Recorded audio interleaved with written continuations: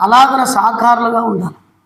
ఎప్పుడు కూడా ఇతరులకి, విశ్వాసులకు కావచ్చు, ఆరోగ్యం బాగాలేని వాళ్ళకి కావచ్చు, అనారోగ్య పరిస్థితుల్లో కావచ్చు, ఆర్థిక ఇబ్బందులు ఉన్న వారికి కావచ్చు, మనము సహకరించాలి. చూడండి ఒక మాట, హెబ్రీ పత్రిక 6:10 మీరు పరిశుద్ధులకు ఉపచారం చేసి ఇంకను ఉపచారం చేస్తుండటం బట్టి తన నామమును బట్టి చూపిన ప్రేమను మర్చిపోవడానికి దేవుడు అన్యాయస్తుడు కాడట. పరిశుద్ధులకు ఉపచారం చేయాలి, పరిశుద్ధులకి సహాయం చేయాలి. అచ్చమక్క పడుకోవద్దని, పరిశుద్ధులకు ఏం చేయాలా? సహాయం చేయాలి, ఉపచారం చేయాలి. ఎన్నడైనా అనుభవం ఉందా నీకు ఇట్లాంటిది? ఉపచారం చేసిన అనుభవం? బాయబ్బా వాళ్ళు కూర్చుంటే వాళ్ళకి సేవ చేయాలా, మేము ఏమైనా జీతకాలమా మేము? అట్లా అన్నావా ఎన్నడైనా? అట్లా ఆలోచించావా? ఆ తలంపులోనికి వెళ్ళావా? ప్రభుని బట్టి ప్రేమించినప్పుడు ప్రభువే కనపడతాడు. అలాగే మనం అనుకునకూడదు. కనుక ఎరగాలి, తెలుసుకోవాలి, సహకరించాలి. అకుల ప్రిస్కిల వాళ్ళు ఎంతో పౌలు అపోస్తలులకి సహకరించారు. కలిసి దేవుని పని చేయట్లో వారు ముందుకెళ్ళారు. 2 కొరింథీ పత్రిక 12:15 చదవండి ఒకసారి. 15 2 కొరింథీ పత్రిక 12:15 కాబట్టి నాకు కలిగినది యావత్తు మీ ఆత్మల కొరకు బహు సంతోషముగా వ్యయపరిచేదను. నన్ను నేను వ్యయపరచుకుంటూ, నాకు కలిగినది, నీకు కలిగినది ఆత్మల కొరకు ఏం చేయాలంటే వ్యయం చేయాలంటే మనం ఏం చేయాలా? మనకు కలిగిన దాన్ని మనం టిఫిన్ చేసిన ఎవరికైనా ఊరికి ఇది పెట్టండి, పుణ్యం వస్తుంది. హిందువుల భాషలో చెప్తే ఏం చెప్తాం? ఎవరికైనా కొంచెం పెట్టండి, లేని వాళ్ళకి పుణ్యం వస్తుంది అంటారు కదా. టిఫిన్ చేస్తే పక్కన వాళ్ళకి ఇవ్వండి కొంచెం. పక్కన వాళ్ళు తెచ్చుకుంటావు, నీది ఇచ్చేది తెల్లా? నీది ఇచ్చేది తెల్లా? ఎప్పుడు వచ్చేదేనా? ఇచ్చేదేం తెలియదా? నువ్వు ఇస్తేనే దీవించబడేది, అదే దేవుడు చూసేది. నా జీవితంలో నేర్చుకునేది అదే. ఎవరిని ఏమడగను. నేను దేవునితో చెప్పిన మాట ఏంది? ప్రభువా, నేను ఎవరిని ఏమీ అడగను, నాకు ఇది కావాలని మాత్రం అడగను. నన్ను పిలిచిన దేవుడువు, నువ్వు ఇస్తే నేను తీసుకుంటాను. నేను ఎవరిని అడగను, నువ్వు. కాబట్టి మనకు కలిగిన దాన్ని వ్యయం చేయాలి. నన్ను నేను కూడా వ్యయం చేసుకోవాలి. కొన్నిసార్లు శ్రమ అవుతుంది. ఒక పారు చెప్తాను చూడండి, గుర్తుపెట్టుకోండి. ఒక చోటుకి వెళ్ళాను. నేను సామాన్యంగా ఎవరికి ఇబ్బంది ఉండను. డోను మన విశ్వాసే పేరు చెప్తే మంచిది కాదు. నేనే పెళ్లి చేసిన నా పిల్లోనికి. హెబ్రోనుకు వెళ్తూ ఉన్నాను. మధ్యలో వెళ్తేటప్పుడు ఆయన ఏం చేసినాడంటే, అన్నా మీరు ఎప్పుడు వచ్చినా మా ఇల్లు నీ కొరకు తెరవబడి ఉంటుందని చెప్పినాడు. మా ఇల్లు నీ కొరకు తెరవబడి ఉంటుంది అని ఒక పారు పోయినాను. మంచిగా ప్రేమించినారు. ఏదో ఉన్నది ఫ్రిడ్జ్లో నుండి తీసి పెట్టినారు, ఫోన్ చేసినాను. నైటు టైం అయిపోయింది, 12 గంటలప్పుడు ట్రైన్ ఎక్కినాను, వెళ్ళిపోయినాను హెబ్రోన్. మరలా ఇంకో పారు హెబ్రోన్లో సేవకుల మీటింగ్ పడింది, వెళ్ళాల్సి వచ్చింది. వాళ్ళ ఇంటికి వెళ్ళిపోయినాను. వెళ్ళిపోయిన తర్వాత ఆ పాప పిలిచి భర్తని, నీకేం పనిపాటు లేదా? ఎప్పుడు ఆయన తోలుకొస్తుంటావు ఇంటికి? ఎవరు చేసి పెట్టాలని తీసుకొస్తున్నావా అని. అది శివలారినాను నేను అని అంటే, ఆయన నుండి సరే ఏం లేకుంటే లేదు, బియ్యం పెట్టి అది ఇది అంటే, నా చేత కాదబ్బా, నువ్వు 10 మందిని తోలుకొస్తావు, నేను 10 మంది చేయాలనా? ఎప్పుడు ఆయనకన్నా ఉండొద్దు కొంచెం అన్నట్టుగా మాట్లాడింది. ఆయన వినపడిన తర్వాత నాకు అనిపించింది ఒక తీర్మానం, నేను ఎన్నడూ ఎవరికి భారంగా ఉండను. మన విశ్వాసులు రాత్రి ఉండంటేనే కూడా ఉండను. ఉండనా లేట్ అయిపోయింది ఉదయం పోదు అంటే కూడా ఉండను. అప్పుడు తీర్మానం అప్పుడు అనుకున్నాను, సరే మనం ఇప్పుడు వాళ్ళని ఏమంటే బాగుండదు, మనం వచ్చినా మనం పొరపాటు అని చెప్పేసి బయటకు వచ్చేసిన. బయటకు వచ్చిన తర్వాత ఇంకా సేవకుల మీటింగ్కి వెళ్ళిపోయినాను. నాకేం పగలేదు, కోపం లేదు వాళ్ళ మీద. నేనే సర్దుకున్నాను అంతే. మనం వాళ్ళకి ఇబ్బంది పెట్టవద్దు, మన ద్వారా వాళ్ళకి ఏం రాకూడదు, ఇబ్బంది పెట్టకూడదు. మనం ఎంత సాయం చేసినా, వాళ్ళకి ఎంతో సాయం చేసినాను. వాళ్ళ నాయన కాని నుండి సాయం చేసినాను, వాళ్ళ అన్నకి సాయం చేసినాను, వాళ్ళ తమ్మునికి సాయం చేసినాను. ఆ రాత్రి వేళ ఆ మాట అంటే నాకేం బాధ అనిపించలేదు. ఇవన్నీ సహజమే, నాకు బాధ అనిపించలేదు. హెబ్రోనుకు పోయినాను. సేవకుల మీటింగ్ అయిపోయిన తర్వాత రాత్రి 1 గంటకు దిగినాను. ఇప్పుడు ఏం చేయాలా? అక్కడ ఎబ్రోన్ చర్చ్ అని ఉంది. ఏ చర్చ్ ఉంది? ఎబ్రోను చర్చ్ ఉంది. ఎబ్రోన్ చర్చ్ ఉంది. ఆటికి పోయినాను ఒకరోజు, అంతకుముందు పోయిన సంగతి అది. ఆటికి పోయినప్పుడు డోర్ కొడితే ఆ సేవకుడు తొంగి కూడా చూలే. తొంగి కూడా చూడకపోతే పోలేదు అని చెప్పేసి ఆయన అప్పుడు ఇంటికి తొలగిపోతే మన వాళ్ళే కదా మందిరంలోనే వాళ్ళే స్థలం వేయలేదని చెప్పేసి అటుకు పోతే వాళ్ళు అట్లా బాధపడినారు. ఇంకా అప్పుడు రైల్వే స్టేషన్లో పేపర్లు పరుచుకొని అక్కడ లాస్ట్లో పోయి పడుకున్నాను. ఉదయం 6 గంటల బస్సుకు వచ్చి అట్లా నా జీవితంలో నేను నా ద్వారా ఎవరికి నేను మేలు చేసినాను, కానీ నా ద్వారా తప్ప ఎవరికి నష్టం మాత్రము కలిగేది లేదు. నన్ను బట్టి ఎవరికి ఇబ్బంది రాకూడదని ఆలోచిస్తా. మనం అందరికీ సాయం చేయాలి. మనకు చేయకపోయినా చింత లేదు. మనకు చేయకపోయినా చింత లేదు. మనం అందరికీ చేయాలి, సహకారంగా ఉండాలి. కాబట్టి ఇక్కడ చెప్పింది ఏంటంటే, దీని ద్వారా నేను చెప్పిన మాటలో మనకు ఏది చేసినా చేయకపోయినా మనం మాత్రం ఇతరులకి సహాయకరంగా మనము ఉండాలి. నన్ను నేను వ్యయం చేసుకుంటాను, నాకు కలిగినదాన్ని కూడా వ్యయం చేస్తాను అన్నాడు పౌలు. కాబట్టి పరిశుద్ధులు, ఇది దేవునికి ఇష్టమైన కార్యం అంట. ఎబ్రీ పత్రిక 13:16 అంటాడు, ఇట్టి సేవ దేవునికి యుక్తమైనది, ఇష్టమైనది. కాబట్టి ఇలాంటిది మనం చేయాలి. రెండవ అనుభవం చూద్దాం. మొట్టమొదటిది సాకారంగా ఉన్నాడు. ఎవరు? హూరు అనేటువంటి వ్యక్తి. మనము కూడా సాకారంగా ఉండాలి. రెండవది చూడండి, అదే అధ్యాయంలోనే నిర్గమకాండం 17వ అధ్యాయం 10వ వచనం చదవండి ఒకసారి. అతను వాళ్ళు ఎక్కడికి వెళ్ళారంట? యెహోషువ చేసి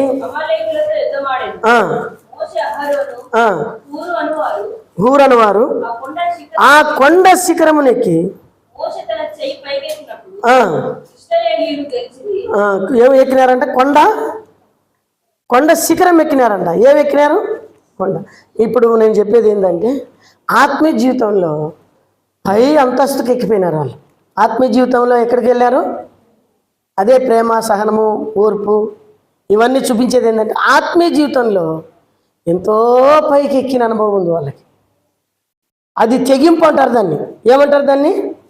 తెగింపు. అంతలేదునే అబ్రాహాము ఏం తిక్కోడేం కాదు, గుడ్డోడేం కాదు, తెలివి తక్కువడేం కాదు. దేవుడు కొడుకు నడితే ఇయ్యాలని తీర్మానం ఎట్లా చేస్తాడు? ఎంత భక్తి లేకుంటే ఇయ్యాలని తెగిస్తాడు. మనకు ఉదాహరణకి అంతస్తు, పై అంతస్తు, ఆత్మీయమైన అంతస్తు. అందుకని దేవుడు ప్రతి మాటలో నేను అబ్రహాము దేవుడిని అని చెప్పుకోగలిగాడు. అబ్రహాము విశ్వాసంలో సనగలేదు. వాళ్ళు వాగ్దానం చేసిన దాన్ని నెరవేర్చుటకు దేవుడు సమర్థుడని నమ్మగలిగారు. ఎందుకంత ఆత్మీయ అంతస్తులో లేడు, కానీ వెనక చూడలేదు. వాళ్ళు ఆత్మీయ జీవితంలో వాళ్ళ ఇబ్బందులు వచ్చినాయి, కానీ వారు అంతస్తులోనికి వెళ్ళిపోయినారు. ఈనాడు మన జీవితం మొదటి 2 వచనాల్లో రాయబడింది, అబ్బాయికి ఒక్కడైనా నీ కుమారుని తీసుకొని వచ్చి నాకు త్యాగంతో కూడిన జీవితం, చావడానికైనా నేను సిద్ధం, చంపడానికి ప్రభు కొరకు చంపడానికి సిద్ధం అనేవనుకో అది సాతాను సిద్ధము. ప్రభు కొరకు ఏమైనా ఇవ్వేదానికి తెగింపుకైనా లేక 100 ఏళ్ళలో పుట్టాడయా. 100 ఏళ్ళు తన కడుపు తీపి కాదా? మన పిల్లలు అంటే తట్టుకోలేము. మీ పిల్లోడే చూడు ఏమంటే ఊకుండాను అంటే అని లేని కుమారుని మీద, నీ కుమార్తె మీద ప్రేమే కదా. కాబట్టి నీ పిల్లోడిని ఏదైనా నష్ట సమస్యలు ఆడిపోతావు, వానికి ఆరోగ్యం బాగలేకుంటే బాధపడతావు, ఎవరైనా తిడితే ఓర్చుకోలేవు. అయితే అబ్రహాము తన పితలతో తానే చంపేయాలని ఏం చేసినాడు? చేత ఎంత అంతస్తులోనికి వెళ్ళిపోయామా అబ్రహామా. చిన్నవాడిని ఏమి కొమ్ములు తిరిగి ఉన్న కొమ్ములు తగులుకొని ఉన్నమేమి పొట్టేలు పసగా బలి, నీ కుమారునికి బదులుగా నా కుమారుని ఇవ్వడానికి నేను సిద్ధం, నా కుమారుని బలి చేయి. ప్రేమించుతున్నావు అని దీన్ని బట్టి నేను భూలోక వంశముల నీ మూలముగా, నీ సంతాన మూలముగా నేను ఆశీర్వదిస్తాను. మూలంగా ప్రపంచంలో ఉన్న వాళ్ళందరూ దీవించబడతారు. ఎక్కినటువంటి అనుభవం ఎవరికి ఉందయ్యా అనంటే, ఒకటి అబ్రహాము, రెండవది మోషేకుంది. ఆ అనుభవము నేను అనుకుంటాను కూడా ఉంది.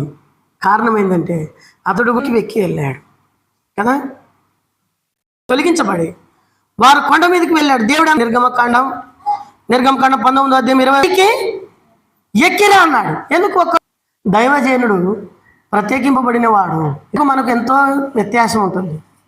వాళ్ళు పిలువ కష్టం కొరకు, కరువు కొరకు, ఇబ్బందుల కొరకు, పోరాటాల కొరకు అన్నిటికీ తెగించి బయటకు వచ్చేసారు. బ్రతికినా ప్రభు కొరకే అని చెప్పేసి ఏది ఆశించకుండా, ఎవరిని ఏది అడగకలు వేస్తూ, ఆకలితో ఉన్నప్పుడు కష్టములు దేవుని వైపు చూస్తూ, కష్ట బాధలలో దేవుడు అందుకని నీ ఒక్కడవే ఎక్కిరా, వీలు లేదు. దేవుడు నివసించే స్థలం ప్రభువైన యేసుక్రీస్తుని గురించే మాట్లాడుతుంది. సరే, ఇప్పుడు చూస్తే మోషే ఎంతో ఎత్తు 34వ అధ్యాయం నిర్గమకాండం చదవండి, 2వ వచనం. నిర్గమకాండం 30. సిద్ధపడి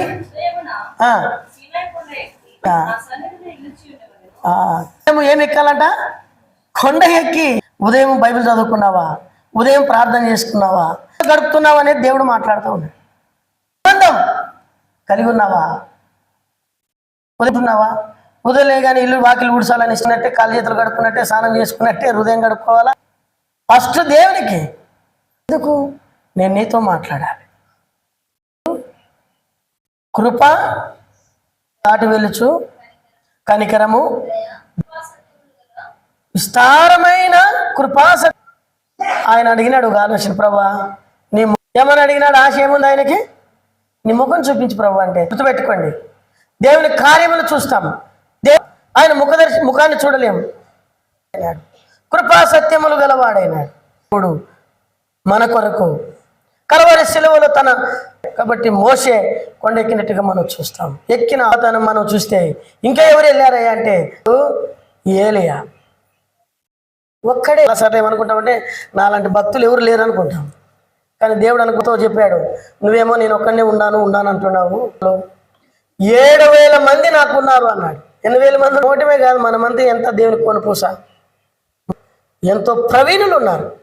ఆత్మ సంబంధమైనటువంటివి ఏటివి ఆలోచన చేయవు, వరకు విజ్ఞాపన చేయు. ఏలియను మన 1 రాజుల గ్రంథం 18వ అధ్యాయం 42 వచనం.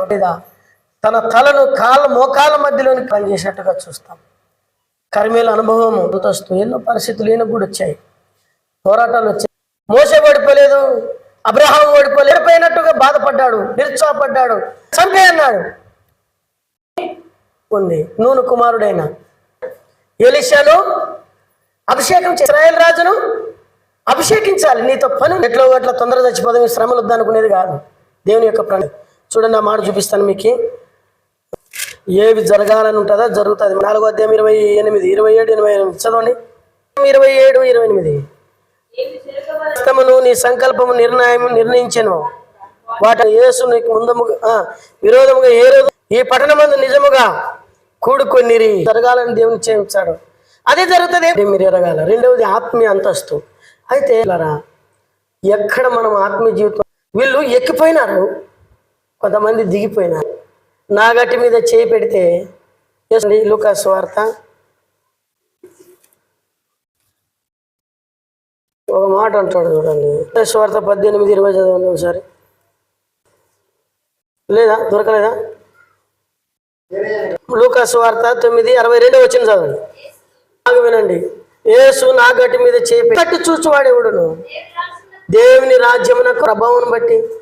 ఇప్పుడు వ్యవసాయం ఏసీనికి వచ్చినప్పుడు పట్టుగా రావాలా, దాని మీద చేపెట్టి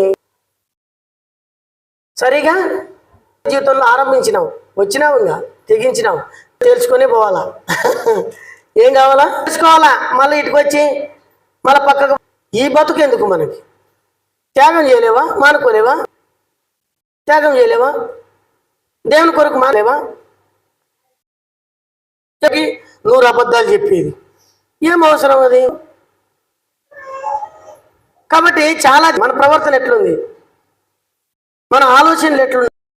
మొన్న ఈ మధ్యలో ఒక చోటుకు పోయినా, ఒక ఆయన అంటున్నాడు, ఆయన మందిరానికి వస్తున్నారు, అది నాకు చెప్తున్నాడు, ఉంది అని అడిగినాను. అంటే అట్లంటావా? ఎవరైనా అట్లా అంటారా? అంటే నీ అందుకనే కదా మత్తయి అయితే నీ హృదయము అంతే కదా. నీ పిల్లలు చూసినట్టే పరాయాడులను కూడా, బిడ్డలను కూడా చూడాలా, పరాయ స్త్రీలను కూడా చూడాలా. ఈమె నా బిడ్డ అనుకోవాలి. ఇతర ఆడవాళ్ళ గురించి అయితే చెడుగా ఆలోచిస్తావు. భర్తనైతే ఎంతో గౌరవిస్తావు, పరాయ భర్తలైతే అవమానిస్తావు. చాలా జాగ్రత్తగా మనం ఎందుకు ఇలాగ వెనకెళ్ళిపోతున్నావు? దేవుని రాజ్యానికి పోలేవు. ఎబ్రి పత్రికలో 10 ఒక తీర్మానం చేసినాను. నేను తీర్మానం చేసినప్పుడనే చదవండి, ఎబ్రి పత్రిక 10:38. నా కష్టాలు బాధలు వేసుకొని బతుకుదామని తీర్మానం చేసుకున్నాను. మీకున్న ధైర్యం విడిచిపెట్టకుడి.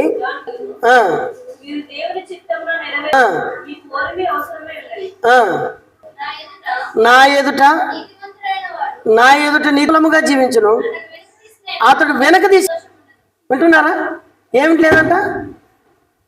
వెనక తిరిగాకు, వెనక చూడాకు. పరిస్థితి 10వ అధ్యాయము 30 వచ్చిన కొండకి ఆత్మీయ జీవితంలో పైకి ఎక్కిపోవాల్సిన వాడు పై అంతస్తుకు ఎక్కిపోకుండా ఎక్కడ మందిరం నుండి దిగిపోతున్నాడంట. నాకు వద్దులే, నేను పోతానా అనుకోవడం మనకు తెలియదు, కానీ దిగి వెళ్ళాడు.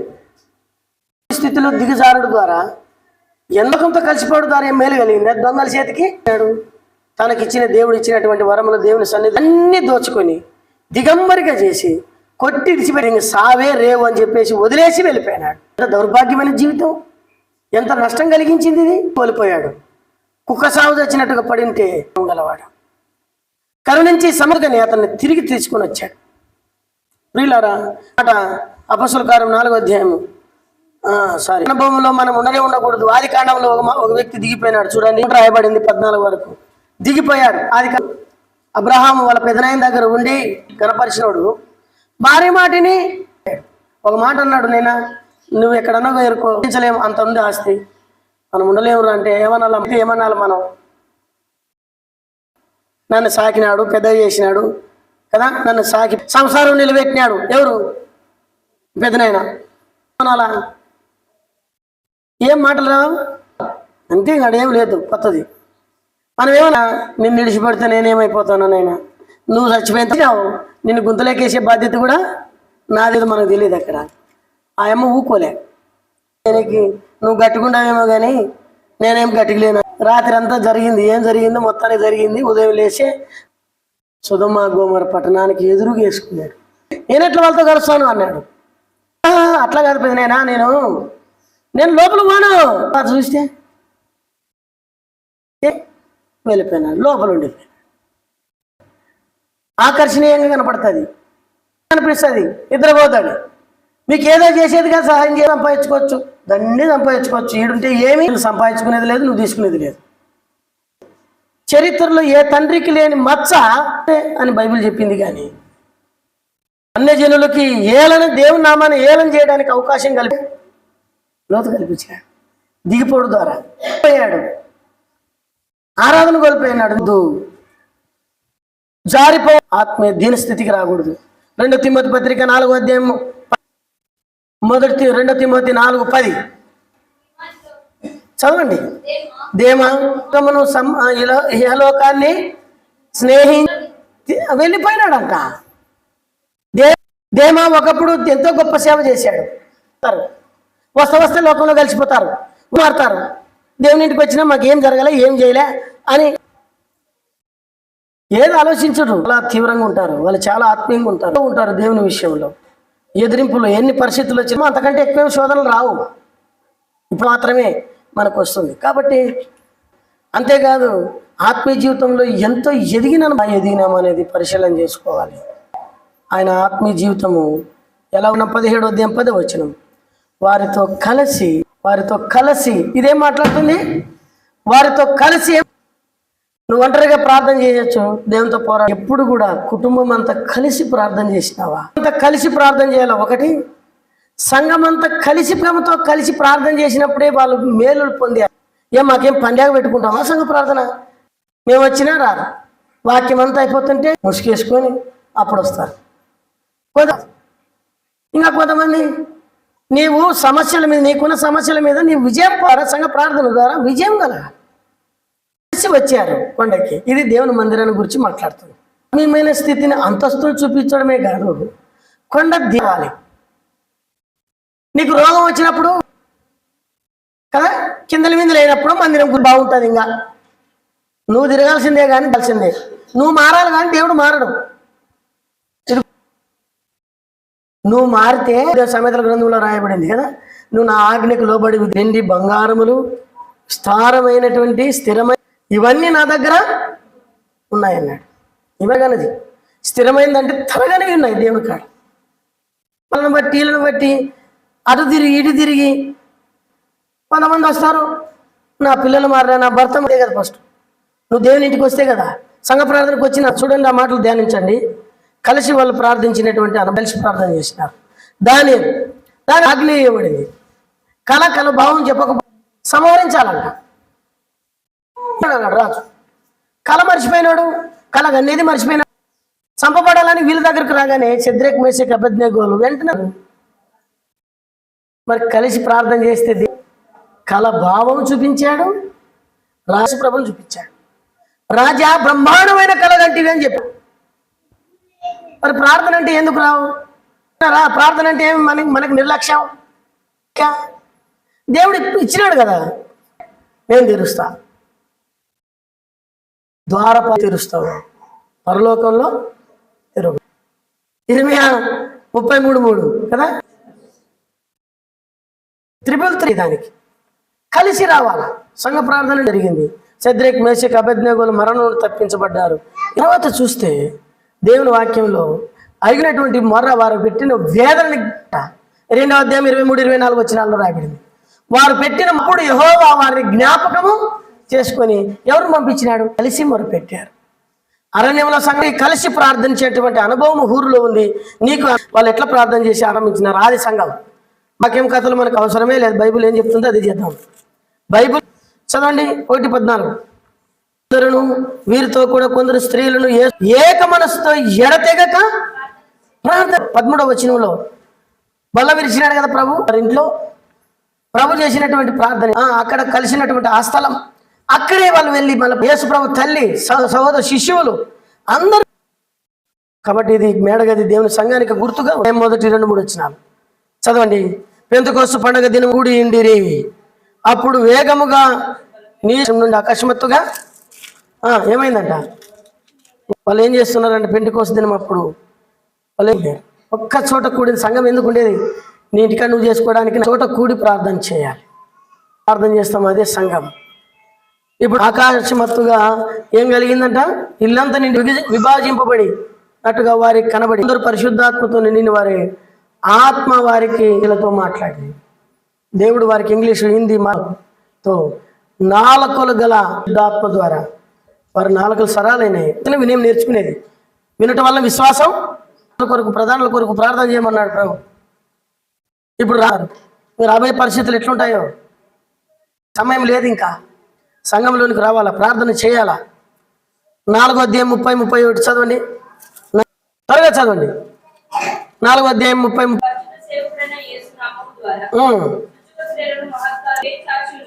వాళ్ళ మీద జైలు వాళ్ళని ఇప్పుడు బయటకు పంపిస్తుంటే విడుదల పొందిన తర్వాత వాళ్ళు 24వ వచనంలో ఏక మనసు మొరపెట్టిరి, నాదా నీవు ఆకాశం భూమికి సముద్రం ఏడాలు చేసిరి అని చెప్పి ఇప్పుడు 30 కూడా యేసు నామమును ద్వారా సూచక్రియలు మహత్కార్యములు చేయు బహుధైర్యముగా నీ వాక్యమును బోధించినట్లు అనుదన చేయగా వారు కూడి ఉన్న చోటు కంపించెను. దేవుని వాక్యం ధైర్యముగా చెప్పారు. దేవుని ఆత్మతో నింపబడింది. సంఘ ప్రార్థన అంటే ఎంత గొప్పదో, విజయం కలుగుతుంది. పేతురు చెరసాల లేకపోతే అప్పుడు 5వ ఆసక్తితో ప్రార్థన చేయుచుండినని రాయ.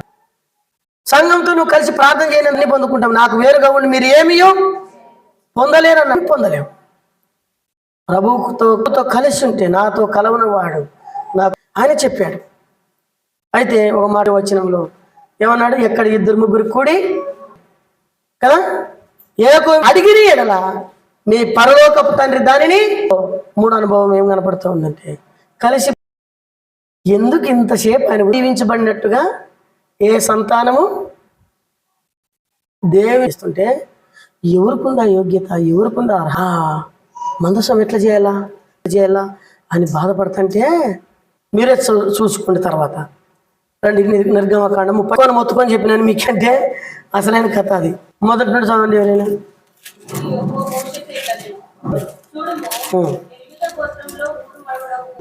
ఊరు కదా, హూరు కుమారుడైన ఊరు విచిత్రమైన పనులను కల్పించుటకు పని చేటుకు ఆ, పొదుగుటకై ఉమ్, ఆ, ఆ. బా ఇప్పుడు చెప్పండి అమ్మా, ఎవరు సంతానం దీవించమనేది? ఎవరు సంతానం దీవించమనేది? దేవుడు అన్నాడు, ఊరు మనవుడైన ఊరు ఏం పేరంట? బెత్లెహేము. ఏముడితో నింపినాడు? వివేకములు గల ఆత్మను గుమ్మరిచ్చాడంట. చెక్క తెచ్చి చెక్కాడు, పెట్టాడు. ఏంది చెక్కకి?